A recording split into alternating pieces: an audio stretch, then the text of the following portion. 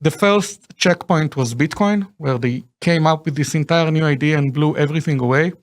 The second checkpoint was Ethereum, that they understood that you can take this expressiveness of Bitcoin, this very limited expressiveness, and bust it wide open. And I think the third checkpoint is Kaspa. Talking about top 10 that we're not already on the coin market cap ranks of exchanges. Yeah. Will appear maybe even a top 5 on a top 5 by the end of the year.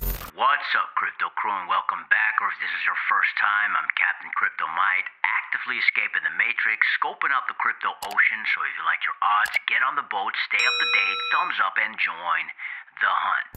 Crypto life. The crypto ocean is volatile. The crypto ocean is vast.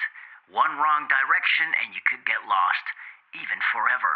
One wrong move and you could drown.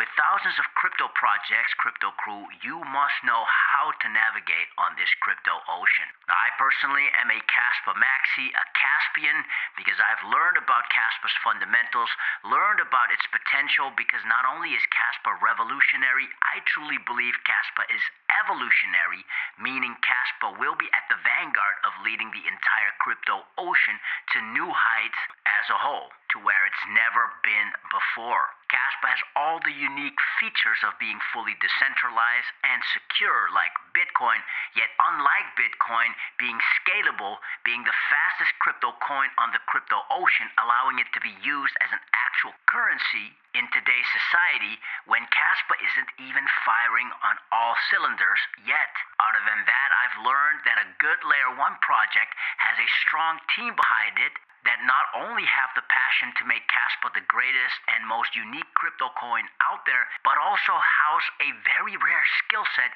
that allows for Kaspa to be Kaspa, or should I say, become Kaspa. Kaspa was fair launch, meaning Kaspa truly is the people's currency.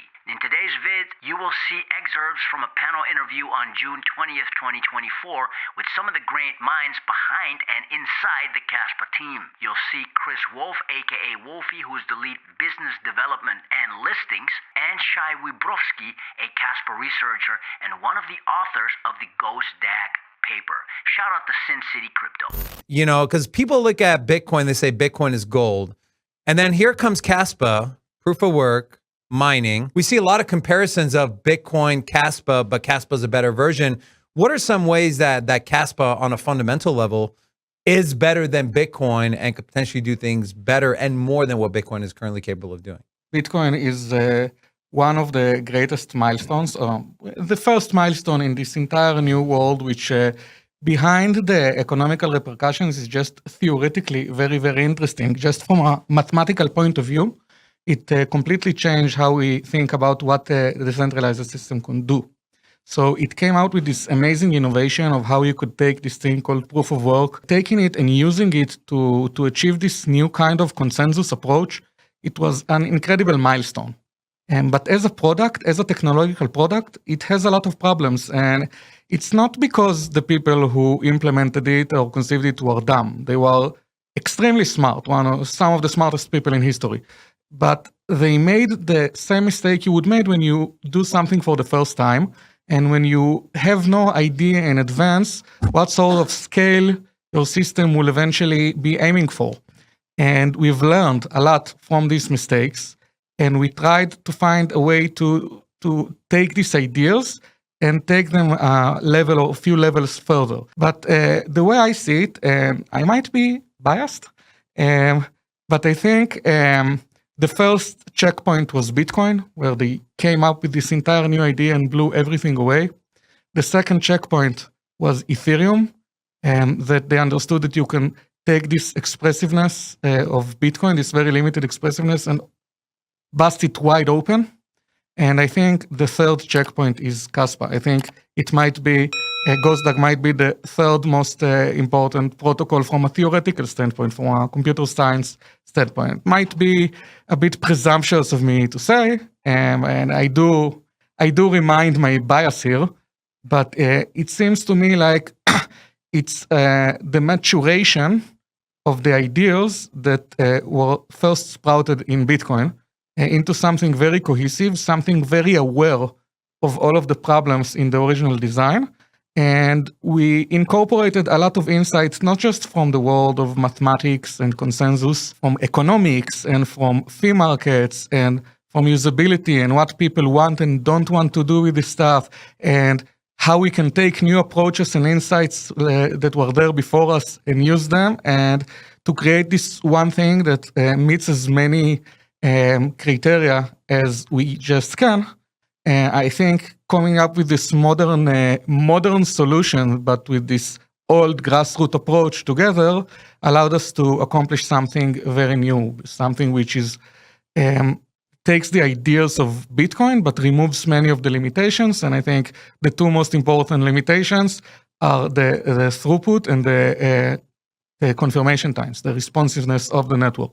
And so, Wolfie, I kind of want to ask you this question, because I know you handle all the business development side. And we know, let's just get this straight, Kaspa does not pay for listings. And so are you starting to field more calls as the volume grows on the Kaspa token and more people are onboarding onto the platform, more people are starting to use it? And we'll get into the KRC stuff a little later. But what are some of the things you're seeing? And do you have some insight into maybe some of these big listings? When I go to conferences and stuff, I have in mind who I'm going to try to track down, like the larger entities. So any platform or any exchange or wallet, hardware wallet, software wallet, any of the household brands, like household name brands of crypto, where all the big boys appear, you know, Bitcoin, Litecoin, Ethereum, Solana, any of that stuff. I want Kaspa to be right up there next to the big guys. You know what I mean?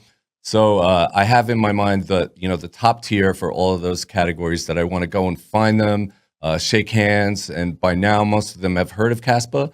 And then what ends up happening there's the ones you really want to meet up with, the top shelf, and then there's the medium shelf who you don't mind shaking hands with, and then you get the bottom shelf guys whose business model is, you know, they always want some kind of money for listing, so that they'll dress up like different titles on fees, like that. So they're like, we charge no listing, but we just need you to give liquidity for market makers, or we just need an airdrop for our community, you know? So they have like 5 different categories where they'll tell you there's no listing fee, but then they want money some other way. And I have to explain like 5 different ways of how the answer is still 0. Okay. The amount that you can actually get is, it starts with a Z, and it's not a zillion, it's actually 0. Yeah, not a zillion, sorry. Like, I feel bad for these guys. You know, I've had different jobs and businesses for a long time in my life story. So, you know, guys that are commission-based, commission-driven, workers or whatever, they're looking to land a whopper, like reel us in the boat, reel in Kaspa and get $100,000. It's, you know, commission or something, and it's just not possible with how we're set up. So how is Kaspa going to remain secure as the block rewards diminish to eventually 0 and the transaction fees are still extremely low? So I would say that the fees are tiny right now because there isn't a lot of usage of the network, and I don't think it's a criticism. It's like saying that the road you're building sucks because it doesn't have any cars. But of course it doesn't have any cars because it's not yet ready for mass use. We are right now still in the process of creating this better type of road to have cars going on. And when adoption will come, then the fees will increase accordingly. Now, there are a lot of problems about fees that people think are inherent to proof of work, but they are not. They are essentially an artifact of the way currently proof of work works. And we are in the process of gaining this more and deeper understanding of how the parallelism of blocks in Kaspa have this seemingly very, very nice and interesting effects about the dynamics of a fee market. And in particular, we learn that your network doesn't have to be extremely saturated. It doesn't have to be congested in order for fees to activate. Wolfie, I want to ask you, and I know you're not, unless you're a time traveler. I know you don't have you might not have the answer to this, but I'm curious. If you were to put your best educated guess on how long, like, should we or could we see Coinbase, Binance, let's just throw crypto.com in there, or Gemini listings You think it's more likely than not that it happens in the next 1 year, the next 2 years? Do you have any gauge as far as that? Sure. I would tend to think that we'll be on, talking about top 10 that we're not already on the coin market cap ranks of exchanges. Yeah. Will appear maybe even a top 5 on a top 5 by the end of the year. I would say that's By a the end pretty of the safe year. bet. Yeah. Okay. If you look right now at the top 5, I would say one of them will probably have at least one. People have other incentives outside fees to pay for the security, because say you are a large project that uses Kaspa as utility, and your purpose is not to create a chip that people could trade and get the value this way. You want to create a token which has some other responsibility, which solves some external problem, like trading, tokenizing any pre-existing market. You want the network you run over to be secure. It's part of your the things you desire from the network, and this incentivizes you to contribute to the security budget of the network in a way which is external to the fee market. And it's a crucial thing, because if Kaspa really, the capacity of Kaspa becomes exploited well, and we see a lot of projects, real world projects solving real world problems on this network, then these projects will contribute to the security budgets in ways other than fees, just because they want to be able to tell whoever uses their platform, we are running on a secure chain. I started with Kaspa not as long ago as Shai, obviously, but I was there on the main network when it was 2 weeks old. So in the first, I'd say the first 2 years, it was just the community. It was literally, solitary human beings, personal. It was driven by personal, volunteers and fans and holders and miners.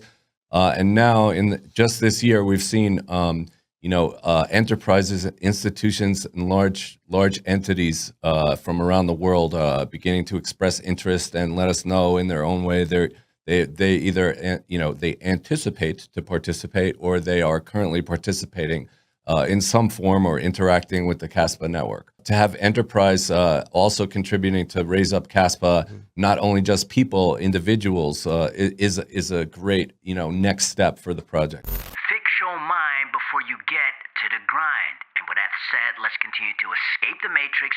Let's continue to be on the lookout for the next big thing here in the crypto ocean, growing grace, and let's make some crypto waves. Say